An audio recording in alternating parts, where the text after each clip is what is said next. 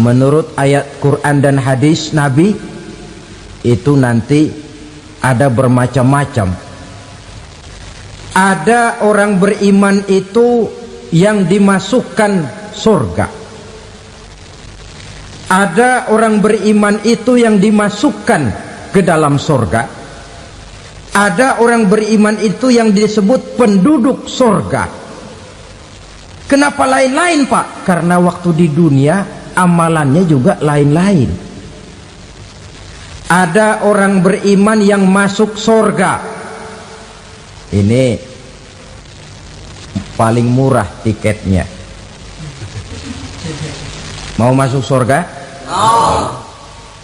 Kata Nabi begini, ma min abdin qala la ilaha illallah thumma mata ala dhalik illa dakhalal jannah.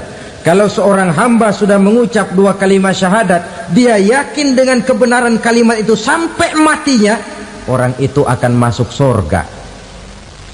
Abi Dzar yang waktu itu diajak bicara heran, ya Rasul kok gampang betul? Iya, walaupun orang itu mencuri, iya, walaupun orang itu berzina, iya, biar dia mencuri, biar dia berzina, kalau dia sudah mengucap dua kalimat syahadat, dia yakin dengan kebenaran kalimat itu sampai matinya, itu orang akan masuk surga. Jadi masuk surga cukup dua kalimat syahadat, yakin sampai mati, masuk surga. Itu perkara masuk. Tapi kalau pertanyaannya diterusin, masuknya kapan, Pak? Nah, ini lain lagi urusannya. Sebab ada yang masuknya itu langsung, ada yang mampir dulu. Di sana tempat cuma dua, kalau tidak surga, neraka. Mau ke surga tapi mampir dulu, yang mampirnya jelas di neraka. Kenapa? Dalam hadis qudsi ada riwayat, nanti itu di akhirat, setelah Allah selesai mengatur penduduk surga masuk surga, yang neraka masuk neraka, Allah berkata kepada malaikat Malik, malaikat Malik, labaik ya Allah. Itu bajingan-bajingan tengik, manusia-manusia durjana yang waktu di dunia tidak mau sujud, jauh dari ulama, gemar melakukan yang munkarat dan maksiat, hidup di tengah masyarakat selalu jadi bibit keonaran, kufur, sudah masuk neraka semua. Sudah ya Allah. Nah, kalau sudah, coba sekarang kamu masuk, Malik. Saya, iya, masuk neraka. Mau apa ya Allah? Kata Allah, akhriju minan nar man kana fi qalbihi misqala habbatin min khardalin min iman. Kau masuk neraka, cari di dalam neraka orang-orang yang ada imannya walaupun kecil sebesar biji zarah, angkat mereka keluar. Masuk malaikat Malik ke neraka, cari orang yang ada imannya, korek-korek. Ya repot, udah pada gosong. Yang ada imannya diangkat ke atas, yang ada imannya diangkat ke atas, lalu dimandikan di Nahrul Hayat, namanya sungai kehidupan di akhirat nanti. Cakep lagi rupanya, bersih lagi wajahnya, apel di hadapan Allah. Kata Allah, bagaimana mas? Kapok nggak sampean? Kapok ya Allah. Nah, kalau kapok, idhab fadkhulil jannah, pergi masuk surga sana. Berangkat mereka ke surga, ketemu sama teman-temannya yang udah sampai lebih dulu, yang nggak pakai mampir lagi. Terjadi dialog. Kata teman-temannya yang udah pada nyampe duluan, mas, iya, emang baru sampai? Saya baru sampai. Memang mampir di mana dulu mas? Kita sudah lama sampai di surga. Saudara buka surah Al-Muddatsir ayat 34-35. Ma salakakum fis saqar? Kenapa kamu mampir di neraka Saqar? Qalu lam naku minal musallin. Mereka menjawab, kami mampir di neraka Saqar mas, gara-gara dulunya kami waktu di dunia tidak pernah sholat. Tidak pernah sholat? Tidak pernah. Kan rumahnya dekat masjid, cuma dekat doang mas. Sholat mah enggak saya. Enggak pernah ngasih makan fakir miskin, enggak pernah hadir di majelis taklim, pendeknya enggak pernah melakukan kebajikan, maka saya pun mampir di neraka sakor. Untung betul saya punya iman mas sedikit. Waktu hidup di dunia dulu saya pernah mengucap 2 kalimat syahadat, sekali-kalinya waktu mau kawin. Masya Allah. Untung saja kawin, kalau nggak kawin polos.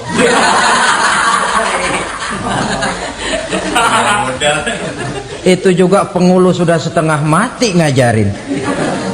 Asyhadu alla, asyaduaan, asyaduaan.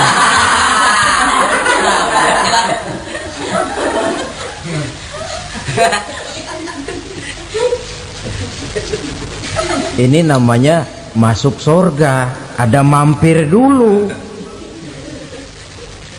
Ada pula orang mukmin itu yang dimasukkan surga. Namanya dimasukkan kan terima beres. Saya masuk ke rumah, jalan sendiri, cari tempat sendiri. Saya dimasukkan ke dalam rumah, terima beres, pokok ada di dalam, itu dimasukkan namanya. Nggak pakai mampir. Tapi tentu tiketnya lebih mahal ketimbang yang pertama tadi. Apa kata Allah?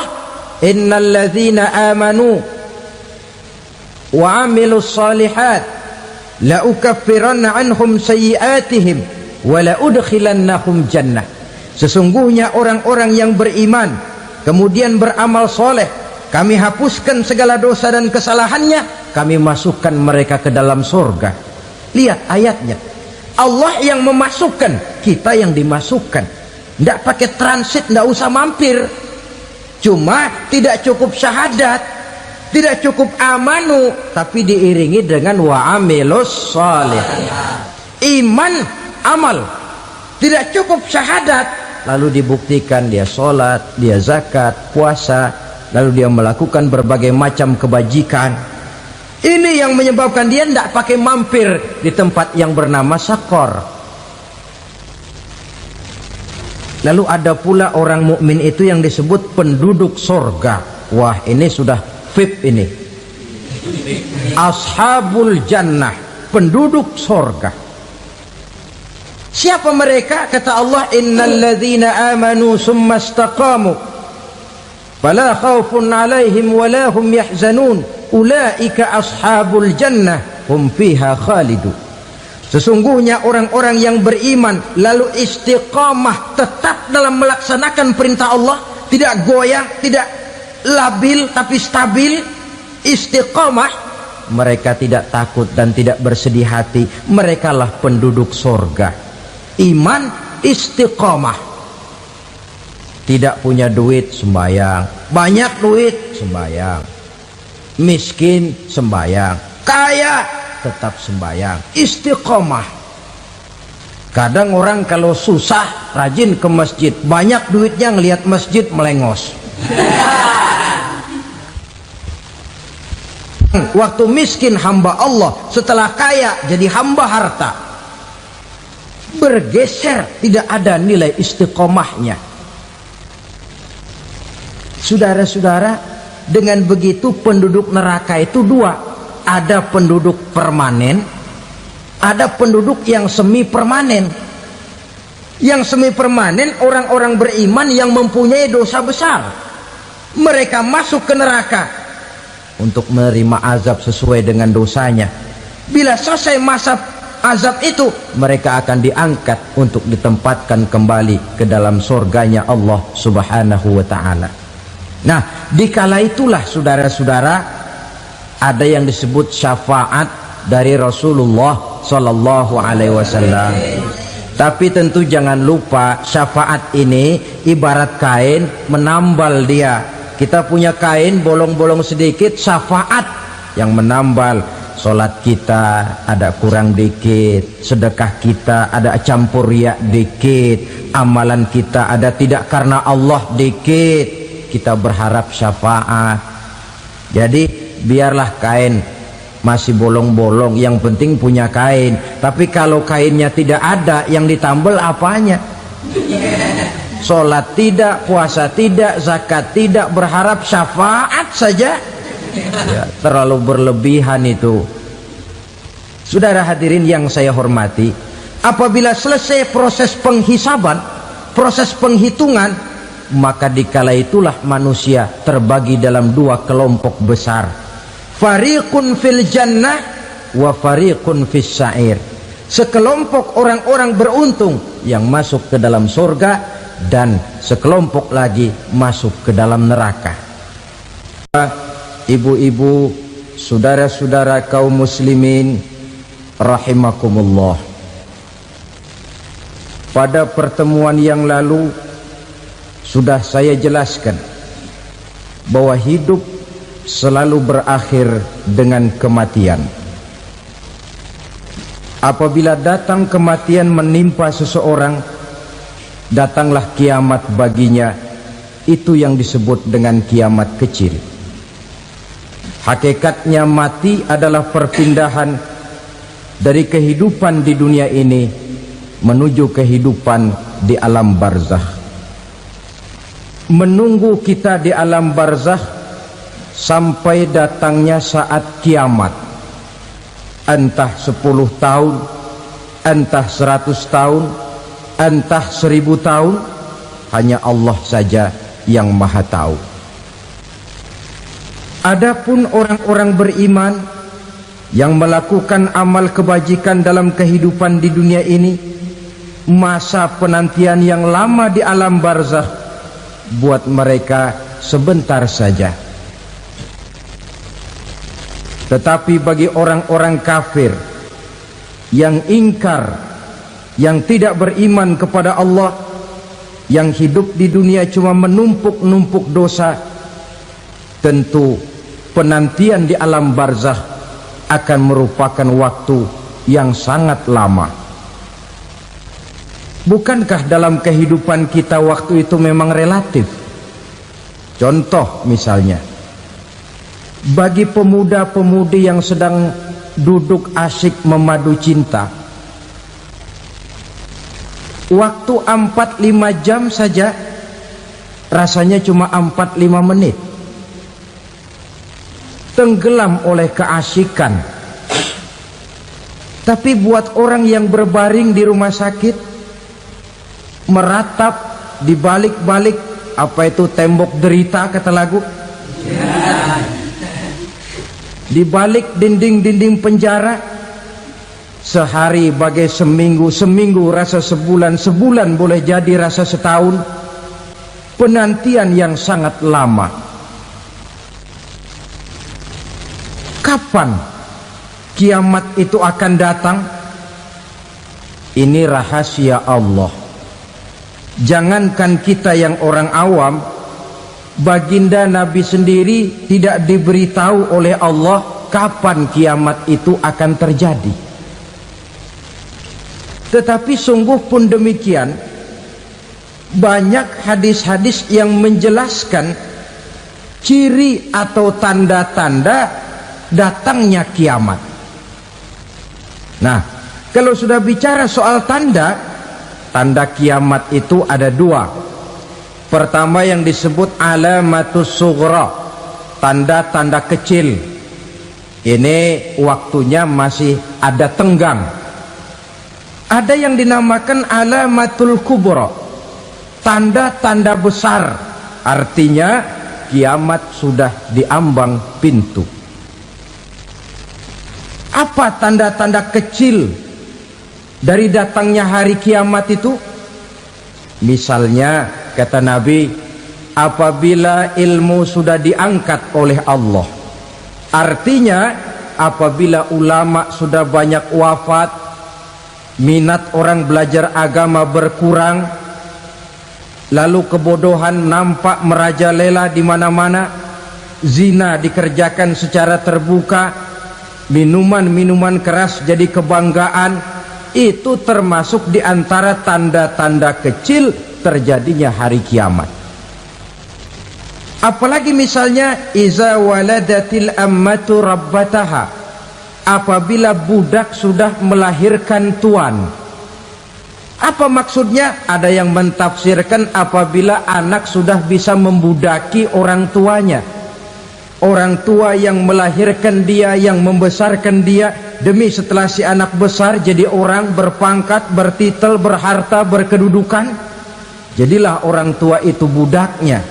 Sehingga sering dibilang kalau orang tua kaya, anak jadi raja. Tapi kalau anak yang kaya, orang tua sering jadi budak.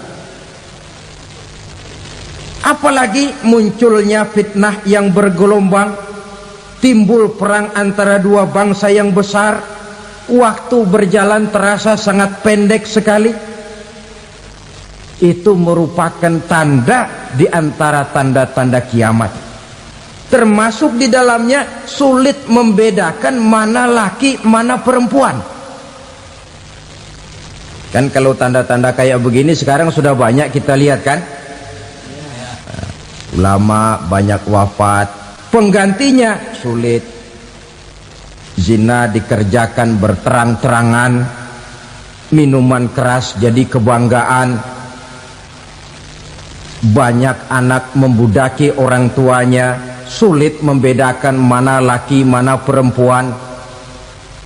Kadang-kadang dari belakang kita lihat perempuan bener, begitu kita colek nengok jenggotan.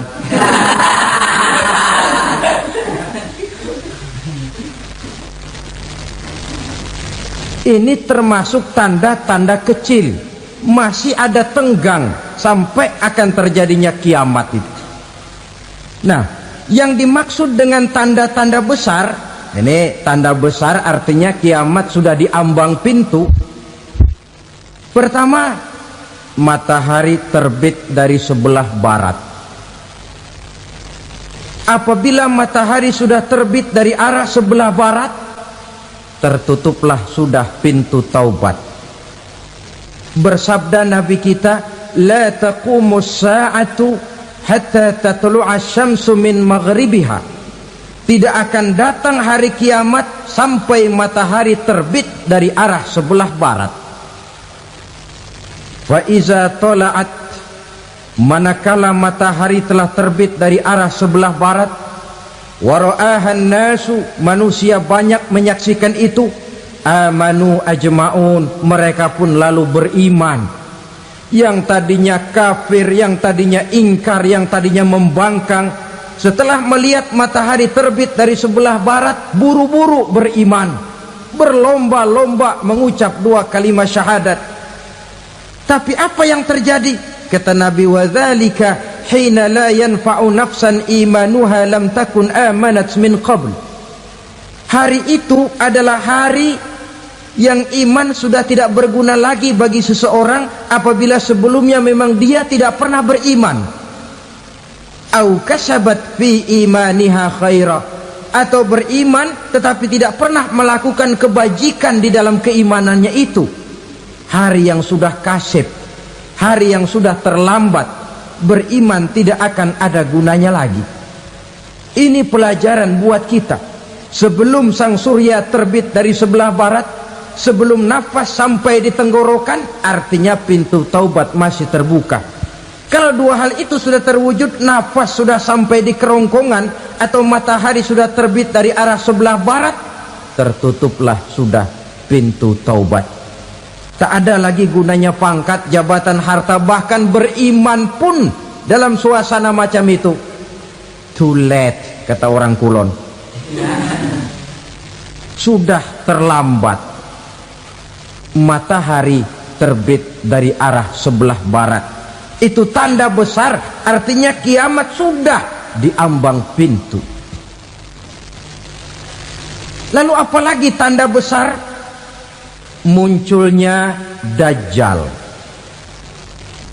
Dajjal artinya pendusta-pendusta yang menyesatkan manusia. Ada dua macam Dajjal, saudara. Ada Dajjal kecil, ini Dajjal kelas 3. Kalau ini sejak zaman Rasulullah sudah ada itu. Tiap zaman ada. Di zaman Rasulullah misalnya ada yang bernama Aswad al-Unsi dari Yaman, ada yang namanya Musailamah al-Kazzab dari Yamamah, ada yang namanya Ibnu Sayyad dari Madinah. Ini dajjal-dajjal di zaman Rasul. Musailamatul Kadzab memproklamirkan diri jadi nabi, dia di zaman Rasul masih hidup. Ini dajjal zaman Nabi. Di zaman sahabat muncul dajjal-dajjal. Di zaman kita sekarang ini dajjal-dajjal pun gentayangan. Dajjal-dajjal kelas teri. Kerjanya mendustakan manusia, menyesatkan manusia, memalingkan manusia dari jalan yang benar dan diridhoi oleh Allah Subhanahu wa taala. Adapun yang merupakan tanda besar dari datangnya kiamat, dajjal-dajjal kelas kakap, pembohong-pembohong besar yang menyesatkan masyarakat manusia berpaling dari jalan Allah mengikuti jalan mereka. Apa sih ciri dajjal itu? Kata Nabi dalam hadis Bukhari Muslim, inna dajjala, sesungguhnya yang namanya dajjal itu yakhruju, satu saat akan muncul mendekati hari kiamat. Wa inna ma'ahu ma'an, si dajjal ini membawa air. Wa naran, dan juga membawa api. Dua simbol. Di tangan yang satu dia bawa air, di tangan yang satu dia bawa api. Wa ammal ladzi yarahu an-nasu ma'an fanarun, adapun yang orang banyak lihat air, hakikatnya adalah api. Yang dilihat api, hakikatnya adalah air. Oleh sebab itu, kalau api yang ditawarkan, ambillah air. Kalau air yang ditawarkan, pilihlah api. Maksudnya apa ini? Ini bahasa simbol, saudara-saudara. Dajjal bicaranya seolah-olah untuk kepentingan manusia, menawarkan surga. Surga yang dia tawarkan hakikatnya neraka. Hai manusia, kalau kau mau bahagia, jangan dekat-dekat dengan agama. Sholat itu tidak efektif dan efisien, tidak produktif dari segi ekonomi itu. Menghadiri majelis taklim cuma buang-buang waktu. Tahajud, tasbih, tahlil, baca Quran, apa itu? Pekerjaan mubazir saja. Hidup ini cuma sekali, masa yang cuma sekali, manfaatkan dengan sebaik-baiknya. Mumpung, dibawanya sifat mumpung, tetapi dalam pengertian yang sangat negatif.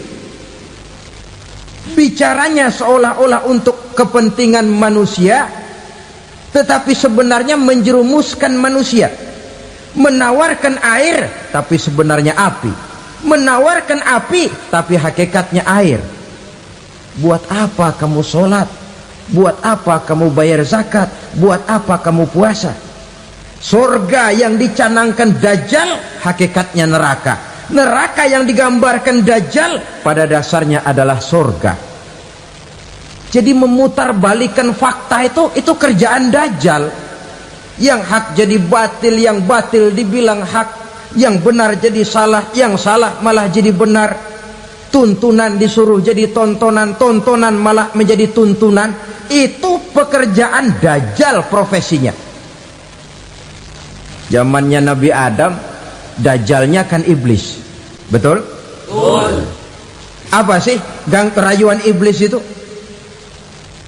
Allah setelah menciptakan Nabi Adam kan bilang, Adam, kau dan istrimu Hawa tinggal di surga ini. Seluruh fasilitas yang ada di surga persilahkan kau nikmati. Satu yang tidak boleh, jangan coba-coba dekati pohon khuldi. Dekat saja jangan, apalagi sampai memetiknya. Datang dajjal yang namanya iblis ini. Adam, kamu tahu nggak kenapa tidak boleh makan buah khuldi? Ya nggak tahu, pokoknya saya dilarang. Bodoh kamu Dam. Khuldun artinya kekal. Kalau kamu makan itu buah, kau akan kekal di surga buat selamanya. Allah tidak kepengen, maka dilarang kamu makan buah khuldi. Kalau kau ingin kekal di surga Adam, makan saja. Saya bicara begini ini untuk kepentingan kamu Adam. Ini kan ciri-ciri dajjal. Bicaranya sih seolah-olah untuk kepentingan Nabi Adam, hakikat sebenarnya menjerumuskan Nabi Adam supaya ingkar dan melanggar larangan dari Allah Subhanahu wa ta'ala. Jadi setelah muncul Dajjal, timbul kekacauan-kekacauan di masyarakat. Banyak yang terpengaruh, terpedaya dan terpesona, termasuk mereka yang memproklamirkan diri jadi nabi, mereka yang memproklamirkan diri jadi rasul di zaman sesudah Rasulullah wafat. Itu adalah Dajjal. Maka saya ingatkan, kalau di zaman kita sekarang ini ada orang ngaku jadi nabi, ada orang ngaku jadi rasul, biar bahasa Arabnya kental, Quran hafal, hadis ribuan hadis hafal, biar pakai serban sampai menyengser ke tanah, bahasa Arabnya fasih, tapi dia mengaku jadi nabi, jadi rasul, kita umat Islam wajib tidak percaya, wajib untuk tidak percaya. Itulah dajjal zaman kita sekarang ini. Tidak mustahil mereka datang mempengaruhi orang awam supaya berpaling dari Rasulullah, mengikuti mereka. Nah, di akhir zaman nanti, mendekati hari kiamat, dajjal ini muncul, dajjal kelas kakap, menyesatkan masyarakat manusia untuk berpaling dari Islam, mengikuti seruan mereka. Apalagi di antara datangnya kiamat itu, tanda yang besar itu, turunnya Nabiullah Isa Al-Masih, putra Maryam. Menurut berbagai hadis yang sahih, Nabi Isa Al-Masih nanti akan turun lagi, tidak membawa risalah yang baru, tapi meluruskan risalah Islam ini yang telah banyak ditinggalkan oleh masyarakat. Bahkan ada hadis menjelaskan beliau akan membunuh Nabi, mematahkan kayu-kayu salib, lalu melaksanakan haji dan umrah mengikuti syariat Nabi Muhammad, bukan membawa agama baru. Menjadi semacam mujaddid, reformer, menyelamatkan manusia dari bisikan dajjal. Bahkan ada riwayat yang menjelaskan bahwa Nabi Isa berhasil mengalahkan dajjal, mengembalikan masyarakat manusia kembali kepada ajaran Islam yang datang dari Allah, dibawa oleh Rasulullah sallallahu alaihi wasallam. Dengan kata lain, turunnya Nabi Isa bukan sebagai nabi dan rasul baru, tetapi mengikuti syariat Nabi kita Muhammad sallallahu alaihi wasallam. Saudara hadirin, ibu-ibu hadirat yang saya hormati, kemudian apalagi di antara tanda-tanda besar akan datangnya kiamat itu? Keluarnya asap atau awan. Kata Nabi, inna min asyrati sa'ah dukhanan yamla'u ma bainal masyriqi wal maghrib. Di antara tanda-tanda kiamat, munculnya awan antara langit dan bumi. Ini pun diperkuat dalam surah Ad-Dukhan ayat 10. Fartaqib yauma ta'tis sama bidukhanin mubin fayughshan nas hadza azabun alim. Bagi orang-orang yang beriman, mereka biasa-biasa saja, tapi bagi orang kufur, datangnya asap dan awan ini merupakan azab yang kelewat pedih. Barangkali sedikit mendekati gambaran tentang azab yang pedih ini, saya ingatkan alam pikiran kita kepada peristiwa yang belum lama terjadi. Pernah dengar berita bocornya reaktor nuklir di Chernobyl, Uni Soviet? Pernah dengar? Nah, bocornya reaktor nuklir di Chernobyl yang mengakibatkan ratusan, bahkan sangat mungkin ribuan nyawa. Cuma satu reaktor. Bagaimana kalau seluruh cadangan nuklir yang dimiliki oleh para negara adikuasa ini diledakkan? Bahkan yang konon menurut catatan cadangan nuklir yang dimiliki bersama oleh Amerika dan Rusia sekarang ini sudah sanggup memusnahkan 6 miliar manusia, 1,5 kali lebih banyak dari jumlah manusia yang nongkrong di permukaan bumi ini. Saudara-saudara hadirin yang saya hormati, lalu saat mendekati hari kiamat, apalagi tandanya setelah Nabi Isa wafat, pada saat turunnya yang kedua kali, lalu Allah meniupkan angin sejuk, semua orang-orang beriman, orang-orang baik wafat, sehingga penghuni bumi ini cuma tinggal lagi terdiri dari orang-orang kafir. Tidak ada lagi di bumi ini yang bisa mengucapkan Allah. Sehingga dalam hadis qudsi itu ada keterangan, innallaha azza wa jalla yaqulu li Israfil, Allah pernah pesan kepada malaikat Israfil, kata Allah, Israfil, iza sami'ta qailan yaqul Allah Allah fa akhirin nafah 40 sanatan ikraman liqailiha. Hai Israfil, apabila kau dengar di permukaan bumi masih banyak orang yang mengucapkan Allah Allah, maka tunda sangkakala kiamat itu 40 tahun. Untuk apa? Ikraman liqailiha, menghormati orang yang mengucapkan Allah Allah itu. Wah, jadi karena sekarang masih banyak yang mengucapkan Allah, besar hatilah kita, masih jauh kiamat itu. Tapi jangan lupa, kiamat pribadi, kiamat kecil itu yang nggak kita sangka-sangka. Ajal datang mencabut nyawa, itu kiamat pribadi, dan itu yang pasti kita hadapi, dan itu yang membuat kita tidak boleh bersikap main-main di dalam kehidupan sekarang ini.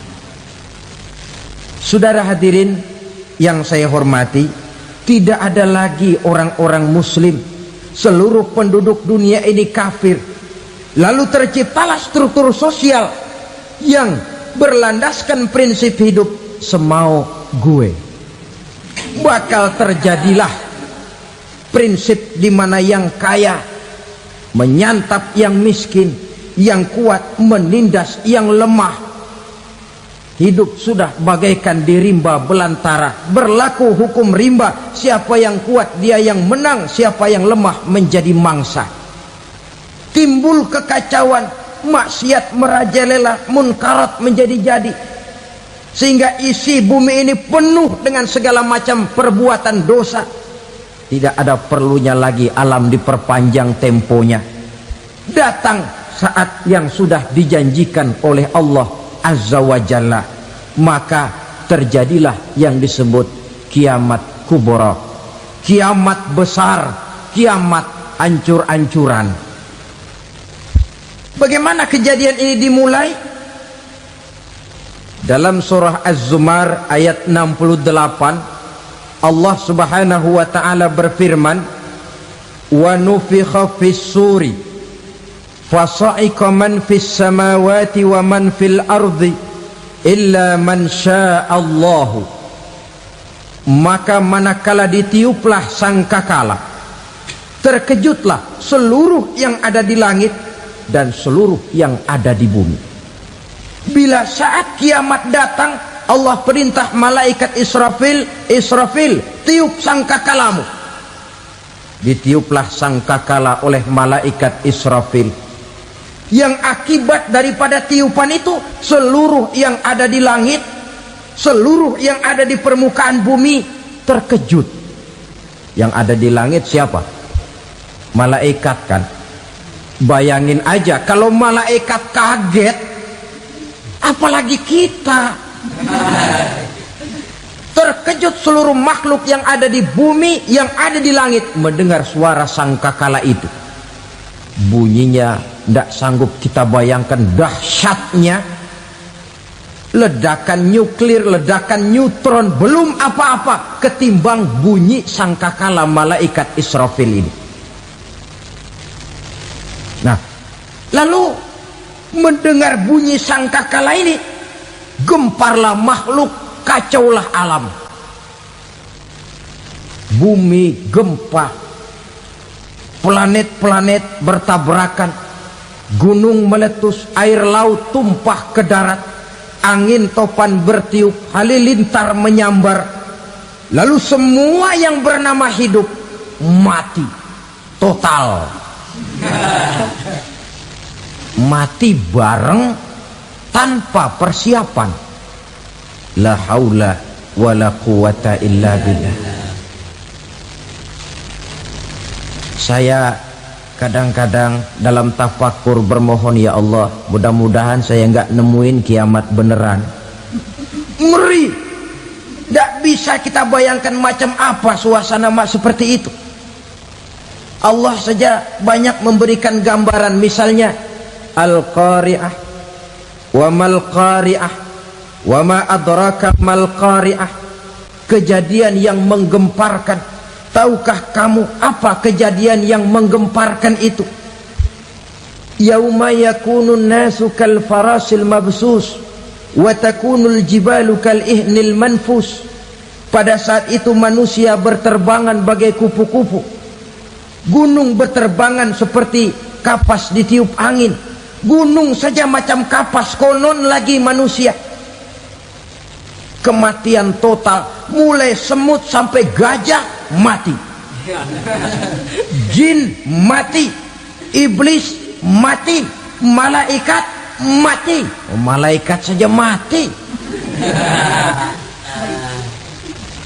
Saudara hadirin yang saya hormati, kematian total yang tanpa persiapan.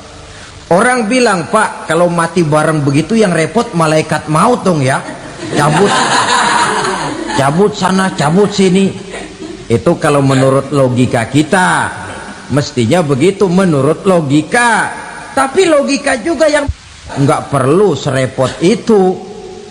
Sebab untuk mematikan listrik di wilayah DKI, di wilayah Jakarta, nggak perlu tiap rumah didatengin, matiin, ya lama. Cukup dari kantor pusatnya saja PLN, tekan satu tombol, gelaplah seluruh Jakarta.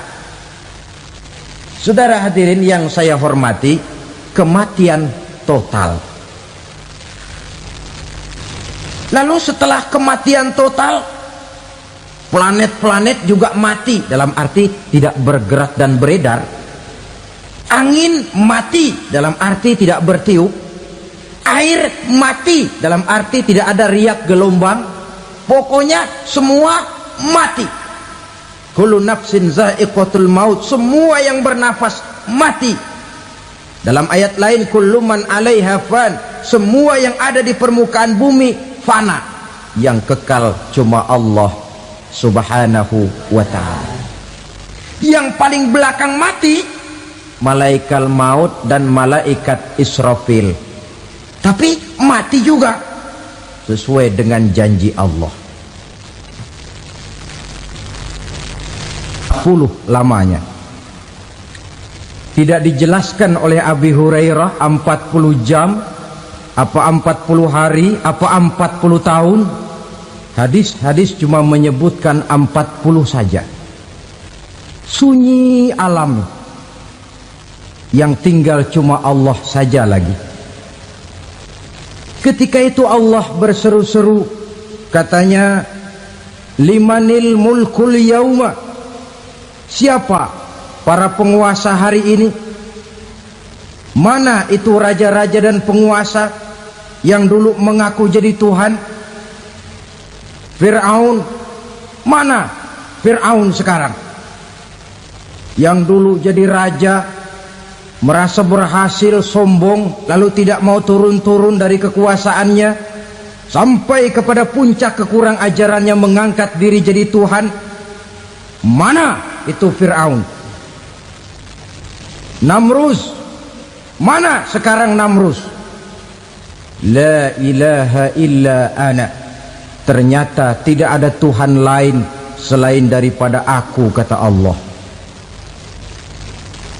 Proses kemudian, saudara-saudara, turunlah hujan dari langit, 40 lamanya hujan itu. Tidak jelas juga 40 jam apa 40 hari. Setelah air turun membasahi, datanglah tiupan sangkakala yang kedua. Semua yang bernama mati bangkit dari kuburnya masing-masing. Ini yang disebut Yaumul Ba'thi, hari kebangkitan. Allahu Akbar. Pada saat kita bangkit dari kubur kita masing-masing, kumpul di padang mahsyar namanya. Bayangin aja, saya sendiri nggak sanggup bayangin. Manusia sejak zaman Adam sampai zaman kiamat kumpul bareng di tempat sama. Berapa banyaknya itu?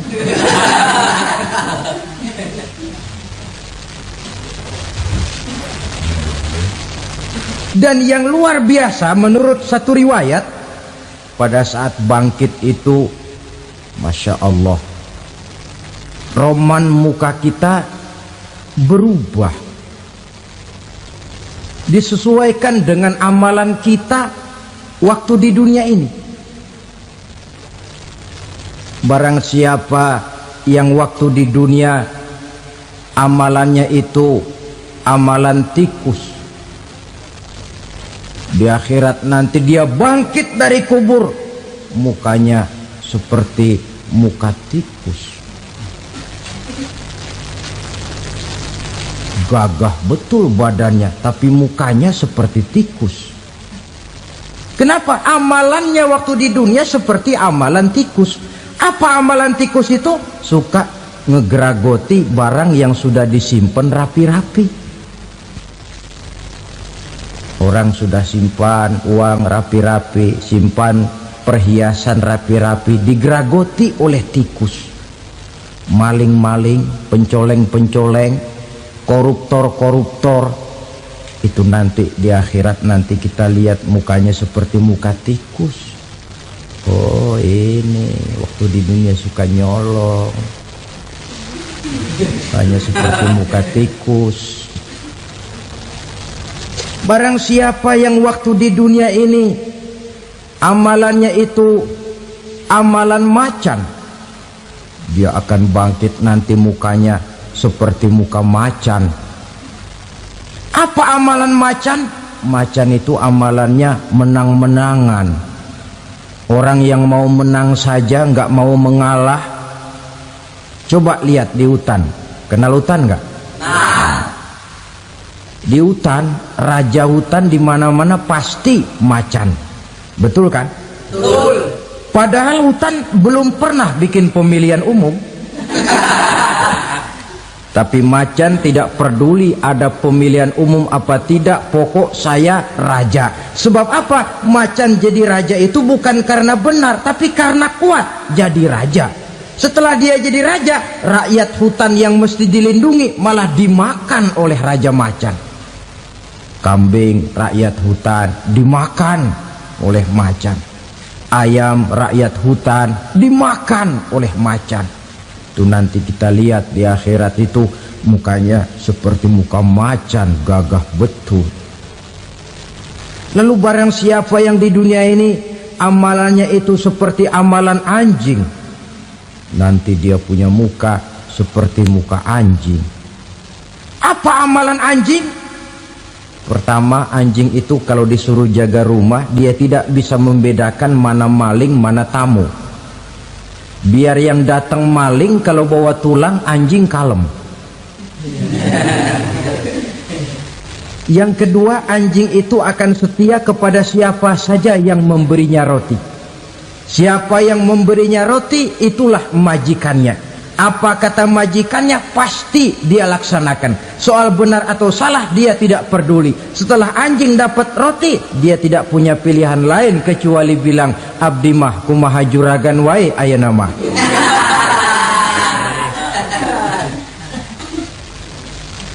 Saudara hadirin yang saya hormati, berkumpul di padang mahsyar, tiap orang sibuk dengan persoalannya masing-masing. Matahari waktu itu didekatkan oleh Allah, panas luar biasa. Ada yang saking panasnya itu mencucurkan peluh keringat sampai sebatas mata kakinya. Ada yang keringatnya sampai sedengkulnya, ada yang keringatnya sampai sepusatnya, ada yang keringatnya mengalir sampai sebahunya, ada yang kelelap oleh keringatnya sendiri, sementara orang di sampingnya nggak apa-apa. Bergantung lagi amalan dia waktu di dunia ini. Saudara-saudara, sebagian orang dalam kepanikan padang mahsyar berombong-rombong datang mereka menghadap Nabi Adam. Ya Adam, anta abal bashar. Hai Adam, Tuhan adalah bapak moyang manusia. Kami sebentar lagi akan disidang, dimintakan pertanggungan jawab. Tolonglah kami, hai Adam. Kata Nabi Adam, jangankan nolongin sampean, saya sendiri tanggung jawab di hadapan Allah ketika dulu tidak boleh makan khuldi, saya serobot. Sudahlah, urus diri masing-masing saja, nafsi. Begitu kata Nabi Nuh, begitu kata Nabi Ibrahim. Tiap orang bertanggung jawab sendiri-sendiri. Ketika itulah saudara-saudara, nikmatnya menjadi umat Nabi besar Muhammad sallallahu alaihi wasallam. Sebab apa? Walaupun menurut abjad kita ini umat paling belakang, paling belakang kita ini toh, karena Nabi Muhammad adalah Nabi akhir, tapi akan dihisap lebih dulu, lewat di atas sirat lebih dulu, masuk surga lebih dahulu ketimbang umat-umat belakangan. Ketika Rasul mendekati ajal, beliau tanyakan itu kepada malaikat Jibril. Malaikat Jibril berkata, Muhammad jangan khawatir, Allah sudah berjanji, inni haramtul jannata ala sairil anbiya hatta tadkhulaha anta wa haramtuha ala sairil umami hatta tadkhulaha ummatuka. Surga aku haramkan buat seluruh nabi kecuali kalau engkau Muhammad sudah masuk ke dalamnya, dan surga aku haramkan buat seluruh umat kecuali kalau umatmu Muhammad sudah masuk ke dalamnya. Logikanya, walaupun menurut abjad kita umat paling belakang, bakal dihisap paling dulu, lewat di atas sirat paling dulu, masuk surga paling dulu, kalau mampir ke neraka juga paling dulu. Ya resiko. Jangan mau enaknya aja paling dulu. Saudara hadirin yang saya hormati, setelah masa kebangkitan itu jangan dikira begitu bangkit langsung diperiksa, masih menunggu menanti ribuan tahun perhitungan padang mahsyar untuk sampai kepada proses yang disebut yaumul hisab, hari perhitungan. Seorang demi seorang bakal dipanggil. Bayangkan saja, kita se-RT saja di absen, kadang-kadang perlu waktu lama. Ini manusia sejak zaman Nabi Adam sampai datang hari kiamat, satu demi satu disidang di hadapan Qadhi Rabbul Jalil. Status sosial copot sudah waktu itu. Yang pernah jadi hartawan di situ tidak lagi kelihatan kehartawanannya. Yang pernah jadi jenderal tidak lagi dipanggil jenderalnya. Yang ustadz tidak lagi dipanggil al-mukarramnya. Seluruh status sosial selesai. Dipanggillah kita seorang demi seorang menghadap Qadhi Rabbul Jalil. Bagaimana proses penghisaban itu? Pertama, proses tanya jawab. Di antaranya ada hadis menyatakan, lan tazula qadama 'abdin yaumal qiyamah hatta yus'ala an arba'i khisalin. Besok di hari kiamat tidak akan bergeser telapak kaki seorang hamba sampai dia ditanya lebih dulu tentang 4 persoalan. Tentang ilmunya, kemana ilmu itu diamalkan. Tentang umurnya, di mana umur itu dihabiskan. Tentang masa mudanya, kemana masa muda itu dipakai. tentang hartanya, dari mana harta itu didapat dan kemana harta itu dibelanjakan. Ini termasuk proses tanya jawab. Jadi kalau istilah pengadilan dunia, nama Fulan bin Fulan. Kamu waktu di dunia diberikan umur panjang untuk apa? Pernah mengalami masa muda, kemana kau habiskan masa remajamu? Kau diamanahkan ilmu, dengan apa ilmumu kau amalkan? Kau diberikan harta, dari mana harta kau dapat, kemana kau belanjakan? Tak seorang pun yang bisa mungkir. Sebab apa? Dikala itu yang menjadi saksi bukan orang. Yang menjadi saksi adalah seluruh anggota badan kita. Tangan bicara, kaki jadi saksi terhadap seluruh amalan yang pernah kita kerjakan pada saat kehidupan di alam dunia ini. Selesai proses tanya jawab, lalu diperlihatkan buku catatan kita waktu hidup di dunia ini. Jangan lupa Allah itu menyiapkan 2 superkomputer kepada kita. Sebelah ditempelin sebelah kanan, yang sebelah tempelin di sebelah kiri. Komputer itu namanya Raqib dan Atid, 2 malaikat yang apabila baik kita lakukan, refleks saja akan menulis kebajikan kita. Jahat kita kerjakan, akan tertulis. Catatan itu nanti diperlihatkan kepada kita. Waduh, alangkah malunya pada saat diperlihatkan catatan kita, buku rapot kita merah melulu. Barangkali diperiksa sambil diomelin, brengsek lo. Buku merah melulu begini, bagaimana waktu hidup di dunia? Tidak cukup diperlihatkan buku catatan kehidupan, rekaman kehidupan. Rekaman kehidupan kita secara utuh sejak terlahir sampai ajal datang merenggut nyawa. Barangkali mirip dengan video sekarang ini, di mana terekam dengan baik seluruh kegiatan kita, sejak yang sekecil-kecilnya sampai kepada yang sebesar-besarnya. Untuk kemudian kita pun menerima balasan. In khairan fa khairun wa in syarran fa syarrun. Kalau baik ya baik balasannya, kalau jahat ya jahat juga balasannya. Catatan-catatan kita diberikan. Kalau banyak kebajikannya diberikan di tangan kanan dengan cara yang halus. Kalau banyak kejahatannya diberikan dari sebelah kiri atau dilempar dari belakang. Itulah sebabnya sejak di dunia ini kita sudah mohon kepada Allah. Ketika berwudu membasuh tangan kanan, apa kita bilang? Allahumma a'tini kitabi biyamini wa hasibni hisaban yasira. Ya Allah, berikan saya kitab di tangan kanan, dan kalau saya memang perlu dihisap, hisaplah saya yang seringan-ringannya. Tangan kiri berlindung kita kepada Allah, jangan sampai diberikan kitab di tangan kiri atau dari arah sebelah belakang. Wa a'udzubika an tu'tiya kitabi bishimali aw min wara'i zuhri, dari arah sebelah belakang. Na'udzubillah min dzalik.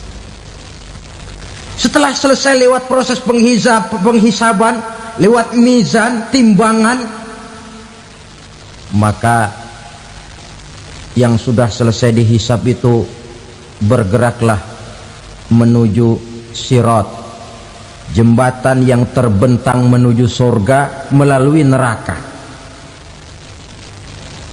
Saudara-saudara, panjangnya perjalanan sirat itu memakan waktu ratusan tahun. Tetapi orang yang lewat di atas sirat pun macam-macam, bergantung amalannya ketika di dunia ini. Ada yang lewat di atas sirat itu kalbarkil khatib, seperti kilat yang menyambar, lep, sudah sampai dia di surga. Cepat bukan main. Ada yang lewat di atas sirat itu seperti orang lari-lari. Ada yang lewat di atas sirat itu seperti orang jalan biasa. Ada yang sambil merangkak, ada yang sambil ngesor, ada yang sambil gelayutan, ada yang selamat sampai ke ujung ke surga, ada yang tergelincir jatuh masuk ke dalam neraka, bergantung amalannya dalam kehidupan di dunia sekarang ini. Tiap kita akan melewati yang namanya sirat ini. Saudara-saudara kaum muslimin yang saya hormati,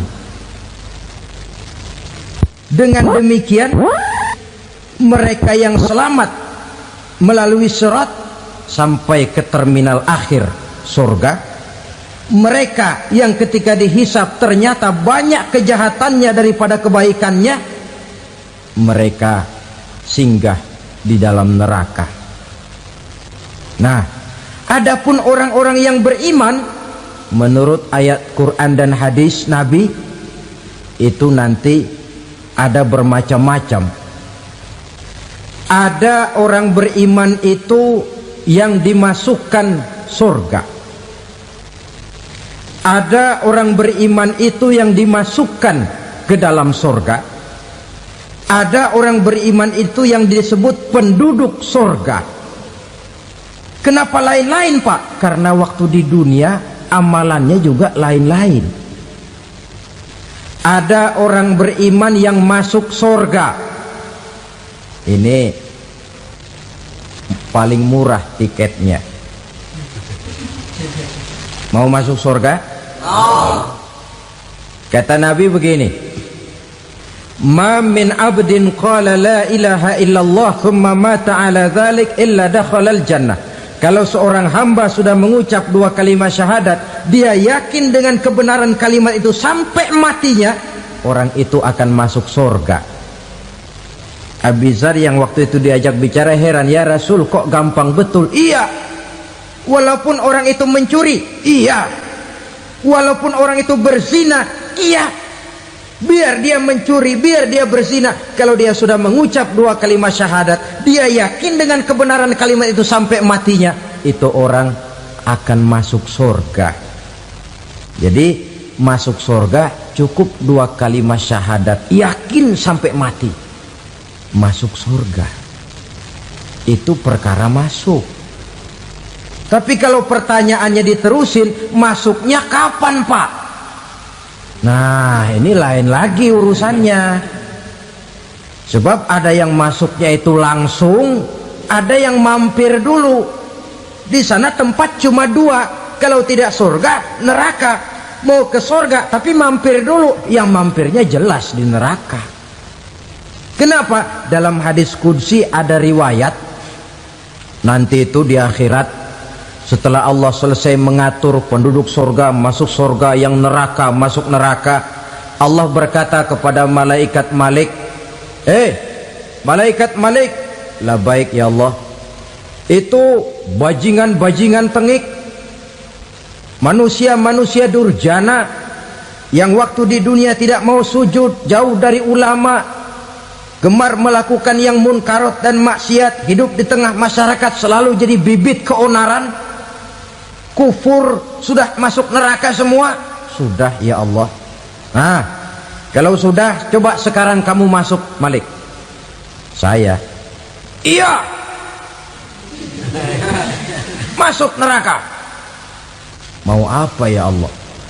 Kata Allah, akhriju minan nar man kana fi qalbihi misqala habatin min khardalin min iman. Kau masuk neraka, cari di dalam neraka orang-orang yang ada imannya walaupun kecil sebesar biji zarah, angkat mereka keluar. Masuk malaikat Malik ke neraka, cari orang yang ada imannya, korek-korek. Ya repot, udah pada gosong. Yang ada imannya diangkat ke atas, yang ada imannya diangkat ke atas, lalu dimandikan di Nahrul Hayat, namanya sungai kehidupan di akhirat nanti. Cakep lagi rupanya, bersih lagi wajahnya, apel di hadapan Allah. Kata Allah, bagaimana mas? Kapok nggak sampean? Kapok ya Allah. Nah, kalau kapok, idhab fadkhulil jannah, pergi masuk surga sana. Berangkat mereka ke surga. ketemu sama teman-temannya yang udah sampai lebih dulu, yang nggak pakai mampir lagi. Terjadi dialog. Kata teman-temannya yang udah pada nyampe duluan, "Mas, iya, emang baru sampai?" Saya baru sampai." "Memang mampir di mana dulu, Mas? Kita sudah lama sampai di surga." Saudara buka surah Al-Muddatsir ayat 34-35. "Ma salakakum fis saqar?" Kenapa kamu mampir di neraka Saqar? Qalu lam naku minal musallin. Mereka menjawab, "Kami mampir di neraka Saqar, Mas, gara-gara dulunya kami waktu di dunia ndak pernah sholat." Ndak pernah sholat? Ndak pernah. Kan rumahnya dekat masjid. Cuma dekat doang, Mas. Sholat mah enggak saya. Enggak pernah ngasih makan fakir miskin, enggak pernah hadir di majelis taklim, pendeknya enggak pernah melakukan kebajikan, maka saya pun mampir di neraka Saqar. Untung betul saya punya iman, Mas, sedikit. Waktu hidup di dunia dulu saya pernah mengucap 2 kalimat syahadat, sekali-kalinya waktu mau kawin. Masya Allah. Untung saja kawin, kalau nggak kawin polos.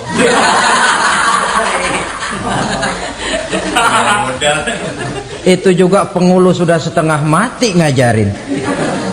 Asyhadu alla, asyaduaan, asyaduaan.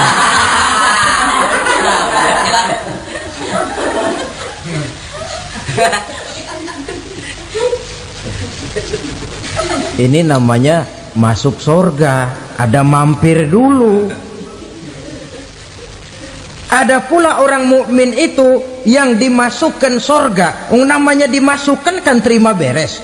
Saya masuk ke rumah, jalan sendiri, cari tempat sendiri. Saya dimasukkan ke dalam rumah, terima beres, pokok ada di dalam, itu dimasukkan namanya. Nggak pakai mampir. Tapi tentu tiketnya lebih mahal ketimbang yang pertama tadi. Apa kata Allah? Innal ladzina amanu wa amilus shalihat la ukaffiranna anhum sayyi'atihim wa la udkhilannahum jannah. Sesungguhnya orang-orang yang beriman kemudian beramal soleh, kami hapuskan segala dosa dan kesalahannya, kami masukkan mereka ke dalam surga. Lihat ayatnya, Allah yang memasukkan, kita yang dimasukkan. Tidak pakai transit, tidak usah mampir. Cuma tidak cukup syahadat, tidak cukup amanu, tapi diiringi dengan wa'amilus salih. Iman, amal.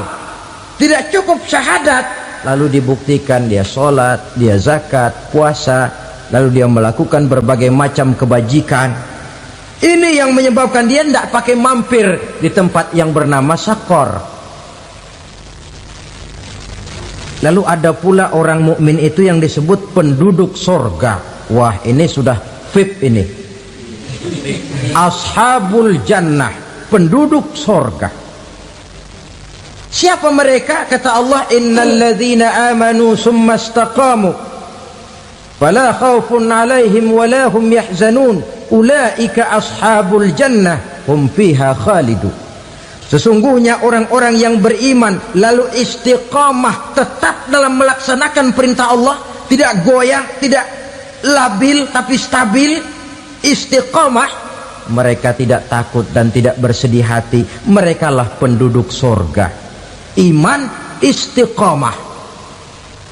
Tidak punya duit, sembahyang. Banyak duit, sembahyang. Miskin, sembahyang. Kaya, tetap sembahyang. Istiqamah. Kadang orang kalau susah rajin ke masjid, banyak duitnya ngelihat masjid melengos. Waktu miskin hamba Allah, setelah kaya jadi hamba harta. Bergeser, tidak ada nilai istiqomahnya. Saudara-saudara, dengan begitu penduduk neraka itu dua. Ada penduduk permanen, ada penduduk yang semi permanen. Yang semi permanen orang-orang beriman yang mempunyai dosa besar. Mereka masuk ke neraka untuk menerima azab sesuai dengan dosanya. Bila selesai masa azab itu, mereka akan diangkat untuk ditempatkan kembali ke dalam surganya Allah subhanahu wa ta'ala. Nah, dikala itulah saudara-saudara, ada yang disebut syafaat dari Rasulullah sallallahu alaihi wasallam. Tapi tentu jangan lupa, syafaat ini ibarat kain menambal dia. Kita punya kain bolong-bolong sedikit, syafaat yang menambal. Solat kita ada kurang dikit, sedekah kita ada campur riak dikit, amalan kita ada tidak karena Allah dikit, kita berharap syafaat. Jadi biarlah kain masih bolong-bolong, yang penting punya kain. Tapi kalau kainnya tidak ada, yang ditambal apanya? Solat tidak, puasa tidak, zakat tidak, berharap syafaat saja. Ya, terlalu berlebihan itu. Saudara hadirin yang saya hormati, apabila selesai proses penghisaban, proses penghitungan, maka dikala itulah manusia terbagi dalam dua kelompok besar. Fariqun fil jannah wa fariqun fis sa'ir. Sekelompok orang-orang beruntung yang masuk ke dalam surga, dan sekelompok lagi masuk ke dalam neraka.